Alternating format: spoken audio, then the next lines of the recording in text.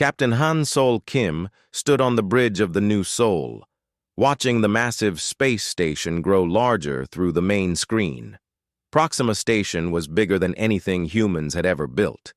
It looked like a metal city floating in space, with bright lights and ships moving around it like busy insects. "First time seeing it, Captain?" asked Commander Lee Da-un, walking up beside him. She was Earth's best diplomat, chosen for this important mission. "Yes," Han Sol replied. "Hard to believe we're really here." The New Seoul was humanity's newest ship, built with their best technology. It had taken them 50 years to develop faster-than-light travel. Now they were finally ready to meet the galactic community. Earth's leaders had chosen Han Sol to command this historic mission because he was calm under pressure and respected by his crew. "Incoming transmission from Proxima Station," announced Lieutenant Park Min-ji from her station. She was young, but very skilled at handling communications. "Put it on screen," Han Sol ordered. A strange alien face appeared on the main screen. It had blue skin and 4 eyes that looked at them with obvious dislike. "Human vessel, you will dock at port 17. Follow the guidance beacon. Do not deviate from the assigned path." The transmission ended before Han Sol could respond.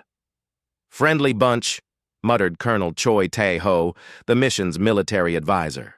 He was a veteran soldier who had served in Earth's defense forces for 20 years. "Remember, we're here to make friends," Da-un said quietly, but Han Sol could see the worry in her eyes. The docking process took 2 hours. Proxima Station was so large that their ship looked tiny next to it. As they walked through the station's corridors, Han Sol noticed how different alien species moved around them. Some looked almost human, while others were completely strange. Most of them stared at the human delegation with curiosity or disgust. "The Galactic Council has been ruling this part of space for over 2,000 years, Da-un explained as they walked. "There are 47 different species in the Council. Each one controls several star systems." "How many humans are there in the Council?" asked Min-ji. "None yet," Da-un replied. "That's why we're here." They reached the council chambers, a huge room with a dome-shaped ceiling. Hundreds of alien representatives sat in curved rows, all looking down at a small platform in the center. The humans were directed to stand on this platform. A tall, imposing figure rose from the highest seat. This was Chancellor Vexitari of the Hegemony, the most powerful species in the council. His skin was gray and metallic, and his voice echoed through the chamber. "So, these are the humans," Vexitari said, his voice full of mockery. "The species that just learned to travel between stars. How primitive." Laughter rippled through the chamber. Han Sol felt his jaw tighten, but he stayed calm. Da-un stepped forward. "Honored Chancellor, we come seeking membership in the Galactic Council. Earth has achieved faster-than-light travel and wishes to join the galactic community as equals." "Equals?" Vexitari's 4 eyes narrowed. "You think you are equal to species that have traveled the stars for millennia? You think you are equal to civilizations that have mastered technologies you cannot even understand?" "We may be young," Da-un replied carefully, "but humanity has much to offer. We are creative, determined, and eager to learn." Another alien, representative, this one with tentacles instead of arms, spoke up. "What have humans accomplished? One small planet, a few primitive colonies, and basic space travel. This is nothing compared to our achievements. We have survived wars, diseases, and disasters," Han Sol said, speaking for the first time. "We have never given up, no matter how bad things became." The chamber fell silent for a moment. Then Vexitari began to laugh, a harsh sound that made the humans flinch. "Survived," Vexitari said. "Child species always think survival makes them special. Every species survives until they meet their betters." Taeho's hand moved toward his weapon, but Han Sol caught his eye and shook his head slightly. "The Council has made a decision about humanity," Vexitari announced. We will offer you junior species status. You will provide raw materials and labor to established civilizations. In return, we will protect you from the dangers of space and guide your development. You mean make us slaves, Minji said before anyone could stop her. The word hung in the air like a curse. Several alien representatives hissed or made other angry sounds. Slaves? Vextari's voice became dangerous. We offer you the privilege of serving your betters. Every species in this council began as junior members. It is the natural order. Dayun took a deep breath. We appreciate the offer, but humanity seeks full membership with equal rights and representation. Impossible, another alien said. Primitive. Species cannot be trusted with real responsibility. Then we must respectfully decline, Dayun replied. The chamber erupted in shocked whispers. Apparently, no species had ever refused the council's offer before. Vexitari stood up slowly, his metallic skin gleaming under the lights. You decline? Do you understand what you are saying, little humans? We understand perfectly, Hansol said, stepping beside Dayun. Earth will not accept subjugation. Subjugation? Vexitari's laugh was cold now. You think you have a choice? Look around you, humans. Count the ships in our fleets. Count the worlds under our control. You are one small planet with a handful of primitive vessels. He pointed at the human delegation with one long finger. I will give you 30 standard days to reconsider. Return to your little world and think carefully about our generous offer. If you refuse again, we will take corrective measures to bring humanity into compliance. What kind of corrective measures? Tejo asked, though they all knew the answer. The kind that ensures species learn their proper place, Vextari replied. Every civilization eventually bows to superior force. Humans will be no different. The Chancellor made a gesture and guards moved toward the human delegation. Your audience is over. You will return to your ship and leave immediately. As they were escorted out, Hansol heard the aliens talking among themselves. Most seemed amused by humanity's defiance. They had seen it all before, they said. Every species fought at first, but they all surrendered in the end. Back on the new Sol, the human delegation gathered in the conference room. The mood was grim. They've done this before, Dayun said quietly. Probably hundreds of times. Offer junior status, and if the species refuses, crush them until they agree. How many species do you think fought back? Asked Minji. Probably all of them, Tejo replied. The question is how many won. Hansol looked out at the stars through the conference room window. Earth was days away, but he could imagine it in his mind. Blue oceans, white clouds, billions of people living their lives in freedom.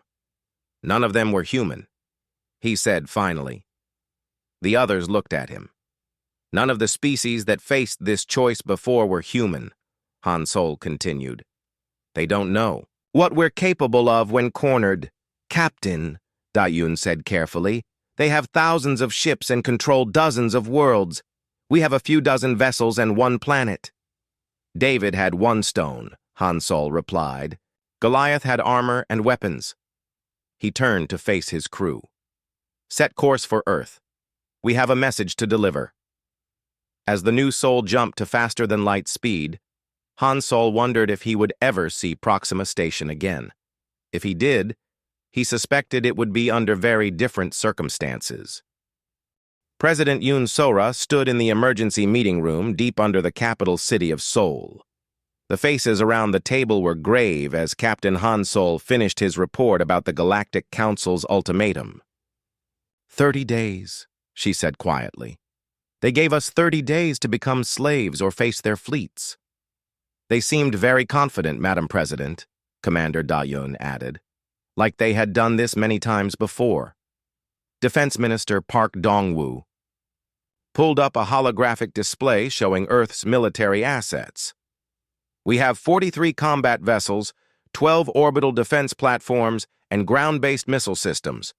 Against a galactic empire, it's not much. It's what we have, President Yoon replied firmly. Dr. Bei Jinwoo, what's the status of our secret projects? The elderly physicist adjusted his glasses nervously. The antimatter research is progressing, but we need more time. The new stealth technology shows promise, but it's still experimental. We don't have more time, said Colonel Nam Woo-jin, head of Earth's Special Forces. If their fleet arrives, we need to be ready. 3 weeks passed quickly. Earth's factories worked around the clock, converting civilian production to military needs. Dr. Bei's team worked day and night in their hidden laboratories. Every human on the planet knew what was coming. Captain Ryu Hae-jin commanded Earth's defense fleet from the bridge of the Soul Defender. She was young for such responsibility, but she had proven herself in several smaller conflicts around Earth's colonies. Long-range sensors are picking up something, reported her sensor operator, Lieutenant Kim Jae-sung. Multiple contacts at the edge of the solar system. Hae-jin felt her stomach tighten. How many? Still counting, Captain. Over 300 ships so far, and more are appearing. The Galactic Council fleet was massive, ships of different sizes, and designs from dozens of alien species formed a wall around Earth's solar system. At the center was an enormous vessel, larger than anything humans had ever seen. That's got to be their flagship, said Commander Oh Se-ra, Hae-jin's second in command. It's 10 times bigger than our largest ship.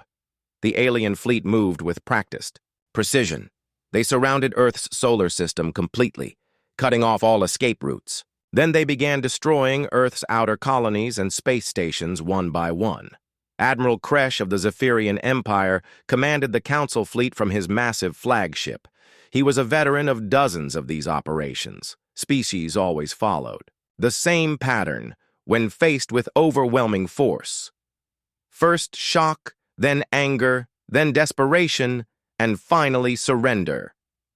Begin the blockade, he ordered his officers.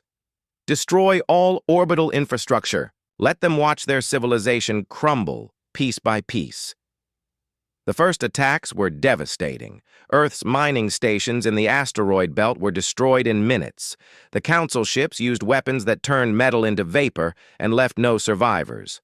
On Earth's surface, people watched the destruction on their news screens. Some panicked, but most stayed calm. President Yoon had prepared them for this moment. Citizens of Earth, she said in her broadcast, we face our greatest challenge, but we are not helpless. We are not alone, and we will not surrender. In his laboratory, Dr. Bei worked frantically with his team to complete their projects. Dr. Lim Young-ho, the cybersecurity expert, had discovered something interesting about the alien communications. They're using quantum encryption, but it's an old system, he explained to his team. Very secure, but it has weaknesses.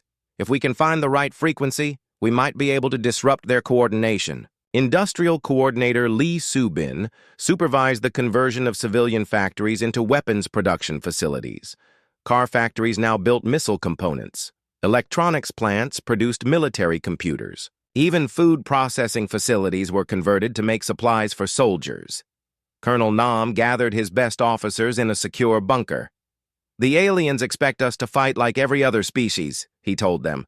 Stand in formation, use conventional tactics, and surrender when it becomes hopeless. What do you suggest, Colonel?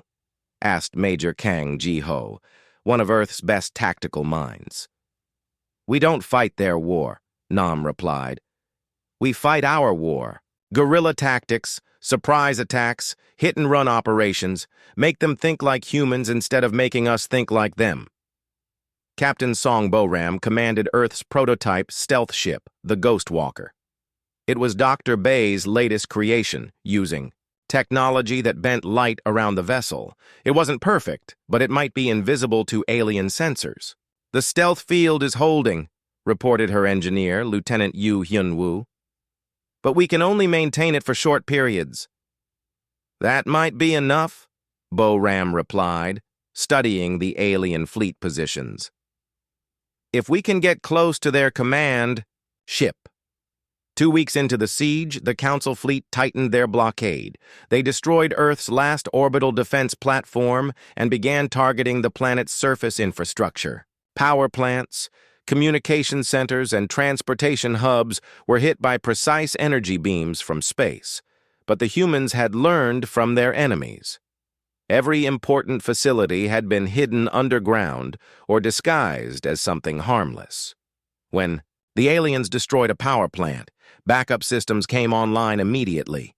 When they hit a communication center, the network rerouted through hidden satellites.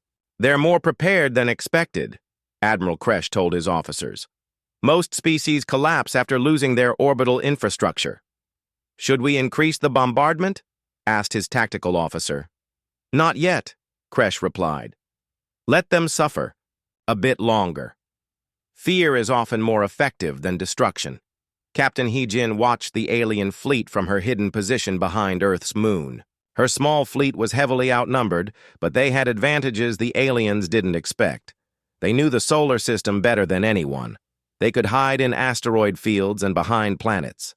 Most importantly, they were fighting for their home. "Captain," Lieutenant Kim reported, "I'm detecting some kind of pattern in their patrol routes. They're very predictable." "Predictable how?" Hyojin asked.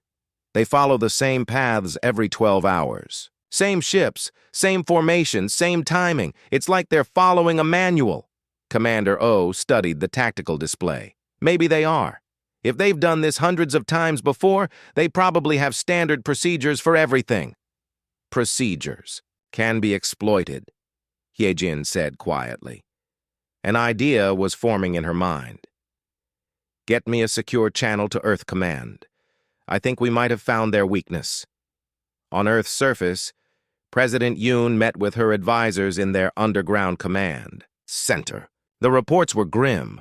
Food supplies were running low. Medical facilities were overwhelmed. The alien blockade was slowly strangling the planet. "Public morale is still holding," reported Communications Director Park Min-ji. "People trust the government, but they're scared."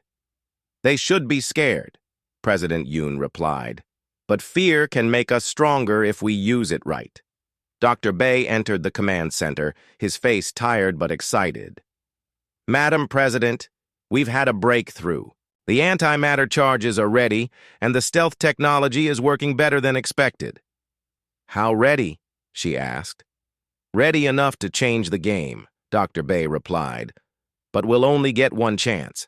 If this fails, we won't get another opportunity." President Yoon looked around the room at her advisors and military leaders. These people had worked without sleep for weeks, preparing for humanity's greatest battle. They looked exhausted but determined. "Then we better make it count," she said. "Send word to Captain Hyojin. Tell her it's time to remind the galaxy what humans do when cornered." High above Earth, Admiral Kresh received reports from his fleet commanders. The human resistance was stronger than expected, but it was still hopeless. No species had ever broken a council blockade. No species had ever defeated the combined might of 47 civilizations. "Sir," his communications officer reported, "we're receiving a transmission from the planet's surface." "Put it through," Kresh ordered. President Yoon's face appeared on the main screen. "Admiral Kresh, I presume. I am President Yoon Sora of Earth. Have you finally decided to surrender?" Kresh asked.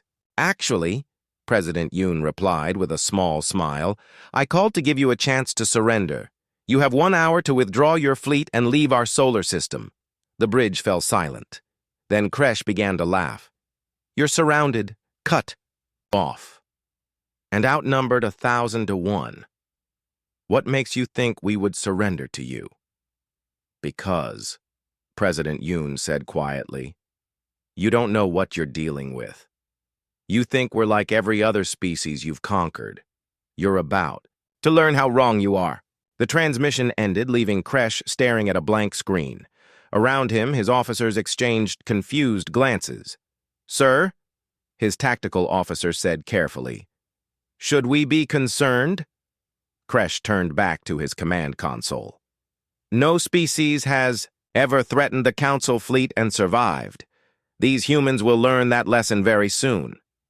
But deep in his mind, a small doubt began to grow. The human president had seemed very confident for someone facing certain defeat. Commander Park Dong-hyun floated in the cargo bay of the modified mining ship Iron Mountain, checking his equipment one final time. The ship looked like an ordinary cargo vessel from the outside, but hidden in its belly were antimatter charges, powerful enough to destroy a city. "Final systems check complete," reported engineer Lee Jun-ho over the comm. "The charges are armed and ready." Dong-hyun nodded to his small crew. They were all volunteers, knowing this was likely a one-way mission. "Remember, we need to get close to their command ship. The stealth field will only hide us for so long." Captain Sarah commanded another disguised vessel, the Mountain Wind. Her ship carried the same deadly cargo. "All ships report ready," she announced to the small fleet of modified mining vessels. "Good luck, everyone," came Captain Hyejin's voice over the secure channel. "Remember, you're not just fighting for Earth. Every enslaved species in the galaxy is counting on us." The plan was desperate but simple. While the main alien fleet focused on Earth, these small ships would use their mining vessel disguises to slip through the blockade. Once close enough to the enemy command ships, they would detonate their antimatter charges in suicide attacks. Dr. Lim Young-ho worked frantically in his underground cyber warfare center. His team had found weaknesses in the alien communication systems, but they needed perfect timing to exploit them. "The alien fleet uses a central coordination network," he explained to his team. "If we can disrupt it at the right moment, their ships won't be able to communicate with each other." "How long can we keep their systems down?" asked his assistant. "Programmer and Young-ho." "Maybe 10 minutes, Dr. Lim replied. "But 10 minutes of chaos might be all our attack teams need." Captain Song Bo-ram piloted the stealth ship Ghostwalker toward the alien flagship. Her advanced vessel was humanity's most sophisticated creation, invisible to most sensors but extremely fragile. "We're approaching the enemy command ship," whispered Lieutenant Yu Hyun-woo. "The stealth field is holding, but their patrols are getting closer." Bo-ram studied the massive alien vessel on her screen. Admiral Kresh's flagship was a floating fortress, bristling with weapons and protected by energy shields. But every fortress had weak points. "There," she pointed to a section near the ship's center. "That looks like their main communication array. If we can disable it, the Admiral will be cut off from his fleet." The first phase of the attack began at exactly 0300 Earth time. Dr. Lim's cyber warfare team launched their virus into the alien communication network. Across the enemy fleet, command screens flickered and went dark. "What's happening?" Admiral Kresh demanded as his bridge systems failed one by one. "Sir, we're experiencing massive system failures," reported his communications officer. "All networks are down. Get them back online immediately," Kresh ordered. At that moment, Commander Park's disguised mining ships broke from their hiding places behind asteroids. The Iron Mountain and 5 other vessels accelerated toward the alien fleet at maximum speed. Unknown vessels approaching. An alien sensor operator managed to report before his system crashed again. "Are those mining ships?" another officer asked in confusion.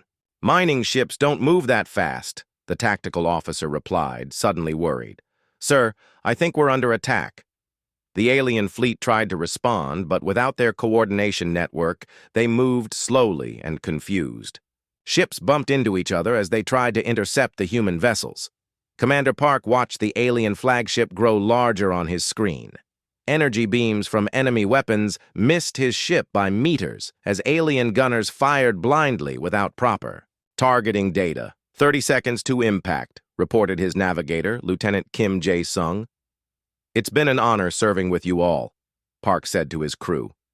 "Tell my family I died free." The Iron Mountain slammed into the side of a massive alien battleship. The antimatter explosion lit up space like a new star.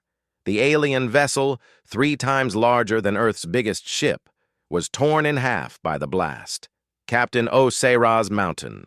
Wind targeted another enemy capital ship. As alien fighters swarmed around her vessel, she transmitted a final message. "This is for every species you've enslaved." Her ship's explosion destroyed not just her target, but two smaller vessels that were trying to protect it. The alien formation began to fall apart as ships scattered to avoid more suicide attacks. Admiral Kresh watched in shock as his fleet took massive damage from a handful of small human ships.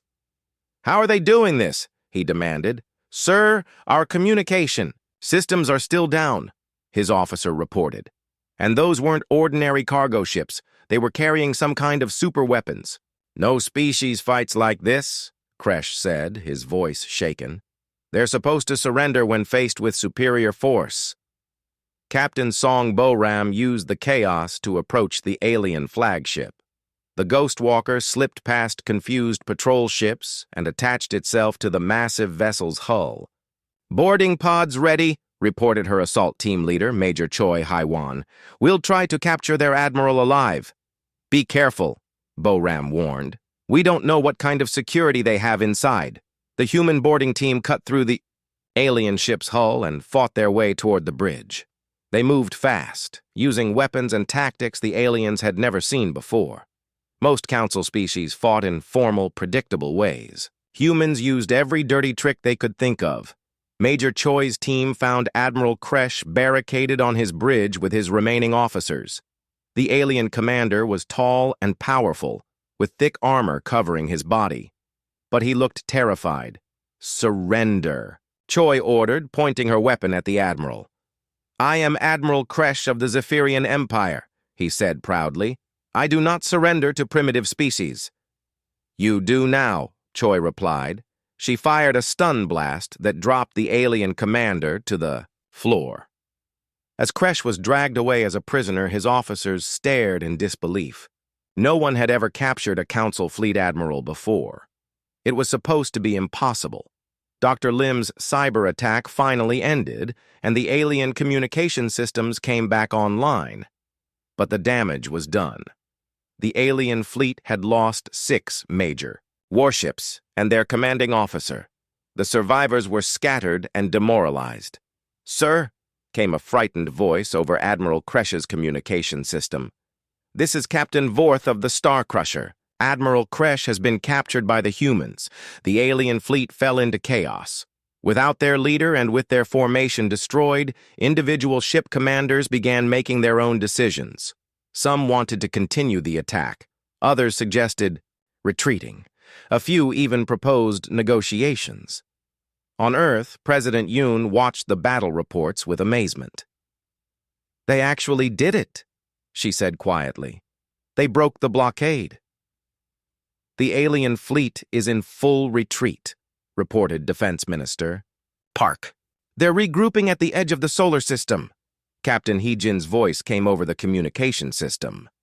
"Madam President, we've captured Admiral Kresh alive. He's being brought to Earth for interrogation." In the interrogation room, Admiral Kresh sat in chains, glaring at his human captors. Dr. Bay and Intelligence Officer Captain Jeon Min-seo questioned him carefully. "Your fleet retreated," Dr. Bay said simply. "Your blockade failed. What happens now?" "You cannot defeat the entire Galactic Council," Kresh replied angrily. "There are 47 species in our alliance, thousands of ships, millions of soldiers." "Maybe," Captain Jeon said, "but you thought this fleet was unstoppable too. Tell us about the Council's central command. Where do they coordinate their military operations?" Kresh laughed bitterly. "You think I would betray the Council? I would rather die." "Nobody's asking you to betray anyone," Dr. Bay said gently. "We're asking you to help prevent a galactic war. How many more species have to die because of the Council's arrogance?"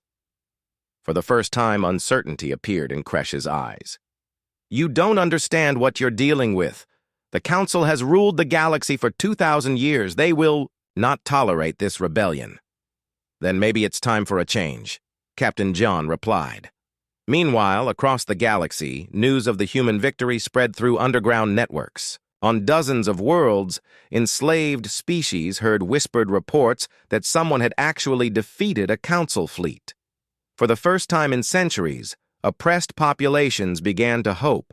On the mining world of Kepler 442b, alien workers stopped their machines to listen to hidden radio broadcasts. The humans fought back. They whispered to each other. The humans won.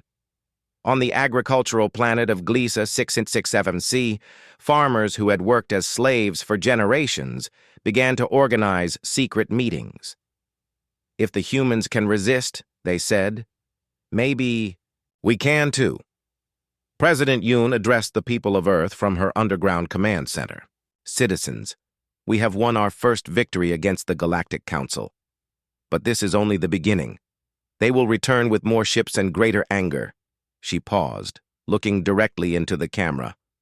But we have shown the galaxy something it had forgotten. No matter how powerful the oppressor, no matter how hopeless the odds, freedom is always worth fighting for. In his cell, Admiral Kresh listened to the human president's speech. For the first time in his long military career, he began to wonder if the Council might actually lose this war. Outside, the stars looked the same as always. But across the galaxy, something had changed. The myth of Council invincibility was broken. And once a myth is broken, Chancellor Vexatari stood in the emergency session of the Galactic Council, his metallic face twisted with rage. The news from Earth had shocked every member of the ruling body. A Council fleet had been defeated by a primitive species that had only discovered space travel 50 years ago. How is this possible? Demanded Councillor Threx of the Mantari Collective. Admiral Kresh commanded over 300 ships. The humans used suicide attacks, reported Intelligence Director Quintar. They disguised military vessels as civilian ships and detonated antimatter weapons at close range. Suicide attacks? Another counselor asked in disbelief. What kind of species destroys itself to win battles? Vexatari slammed his fist on the podium. The kind that must be completely destroyed before they spread their madness to other worlds. I am authorizing the deployment of planet-killer weapons. We will make an example of Earth that will terrify the galaxy for 1,000 years. But Admiral Shin Aaron had no intention of waiting for the Council's next move. She commanded Earth's newly constructed fleet from the Bridge of the Freedom's Dawn, humanity's first true battleship. Built in secret orbital shipyards, it incorporated every lesson learned from the first battle. All ships report ready, Admiral, announced her communications officer, Lieutenant Park Yu-jin. Shin looked at the tactical display showing 12 different star systems. Each one contained major Council military installations or government centers. Earth's intelligence network, led by Dr. Choi Hae-won, had identified these targets through careful analysis of captured Council data. Remember, Shin addressed her, fleet commanders. We're not targeting civilian populations. We hit military bases, command centers, and government facilities only. We're not conquerors. We're liberators. Captain Jeon Minseo commanded the stealth destroyer Silent Thunder. Her ship would lead the attack on the Council's main military base at Rigel 7. Admiral, we're detecting heavy defenses around the target. They're expecting us. Let them expect us, Shin replied. They still don't understand how we fight.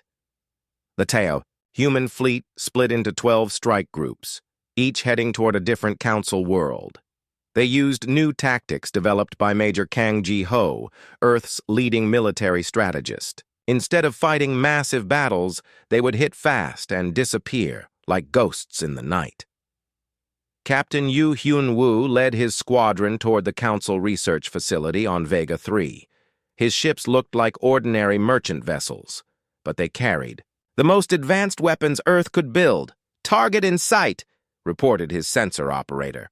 Vega 3 has orbital defense platforms and a patrol fleet. Any sign they've detected us? Yu asked. Negative. We're still registering as civilian traffic.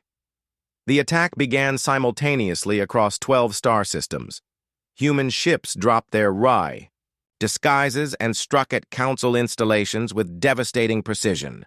On Rigel 7, Captain Jeon's squadron destroyed the main military headquarters in minutes. The alien defenders never had time to react.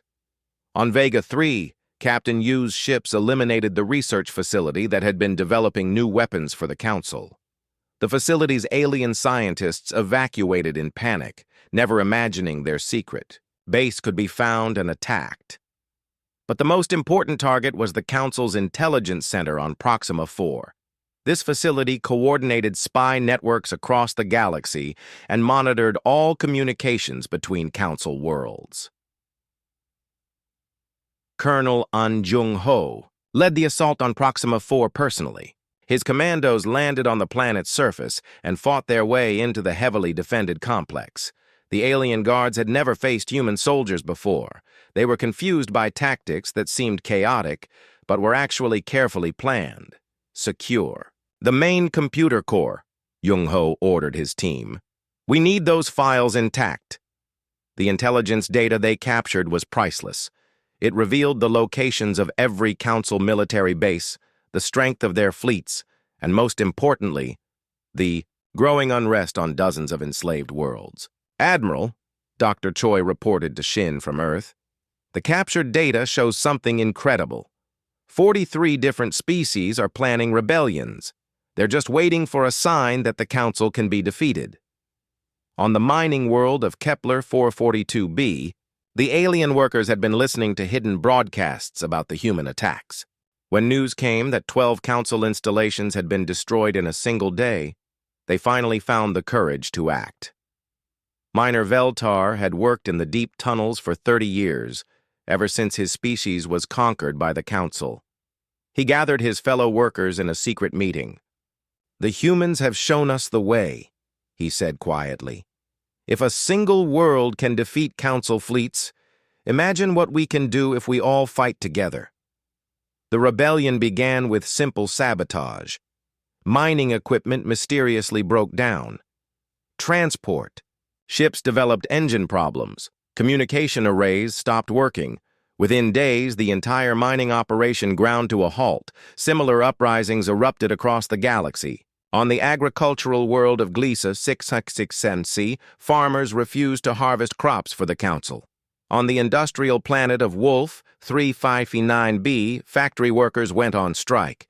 The Council's economy began to collapse as enslaved species everywhere stopped. Cooperating Chancellor Vex Tari received report after report of rebellions and system failures. His perfect galactic empire was falling apart.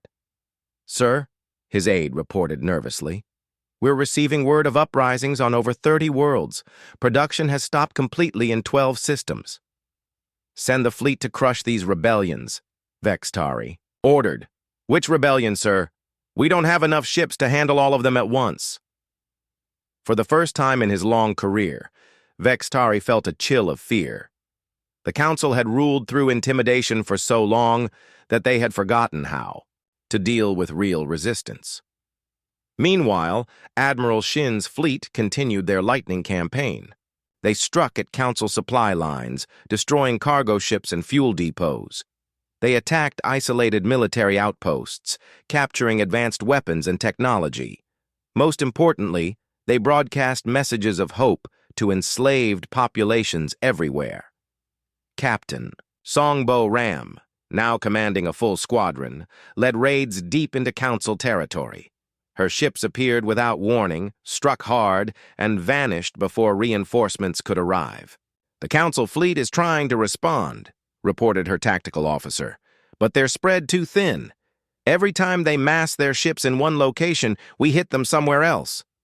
On Earth, President Yoon met with captured Admiral Kresh one final time. The alien commander looked older and more tired than before. "Your Council is losing," she told him simply. "Your empire is falling apart. How many more lives need to be lost before you admit the truth?" Kresh stared at her for a long moment. "What do you want from me?" "Help us end this war," President Yoon replied. "Tell us how to reach the Council's central command. Help us stop the killing before it destroys the entire galaxy." "If I do this," Kresh said slowly, "my own people will consider me a traitor." "Maybe," President Yoon agreed. Or maybe they'll consider you the one who saved them from a war they couldn't win." The alien admiral was quiet for several minutes, thinking about everything he had seen. His mighty fleet defeated by a handful of human ships, his impregnable defenses broken by soldiers who fought like demons, his perfect empire crumbling as enslaved species rediscovered their courage. "The Central Command is located on Galactic, Station Omega," he said finally. "It's in the Andromeda sector, protected by the largest fleet in Council space. No species has ever gotten within a light year of it." "No species has ever been human," President Yoon replied with a small smile.